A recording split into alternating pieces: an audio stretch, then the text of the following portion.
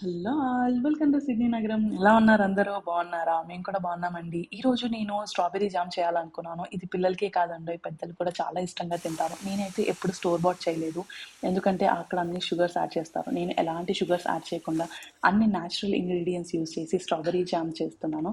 మీకు చూసేయండి. సో దానికోసము స్ట్రాబెర్రీస్ నీట్గా వాష్ చేసుకొని ఇలా ఒక ప్యాన్లోకి వేసుకోవాలి. ఎలాంటి వాటర్ కూడా యాడ్ చేయాల్సిన అవసరం లేదు, ఎందుకంటే స్ట్రాబెర్రీలో ఉన్న వాటర్ కన్సిస్టెన్సీ వల్ల ఒక 5 మినిట్స్లో ఇలా వాటర్ అన్ని బయటకు వచ్చేస్తాయి. చూసారా ఎలా మెత్తగా అయిపోయాయో? సో వాటిని పొటాటో స్మాషర్ తీసుకొని ఇలా స్మాష్ చేసుకోవచ్చు, లేదా మీరు మిక్సీ జార్లో పెట్టి వీటిని ఇంకా పేస్ట్ లాగా కూడా చేయొచ్చు. సో దీంట్లోకి ఇలా కొద్దిసేపు అయిన తర్వాత నేను డేట్స్, కొంచెం సోక్ చేసిన డేట్స్ పేస్ట్ యాడ్ చేస్తున్నాను.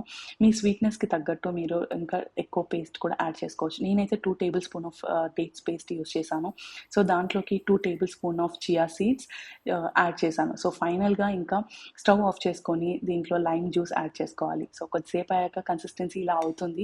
కొద్దిసేపు చల్లారిన తర్వాత దాన్ని మనం కంటైనర్లోకి తీసుకొని ఇలా సర్వ్ చేసేసుకోవచ్చు.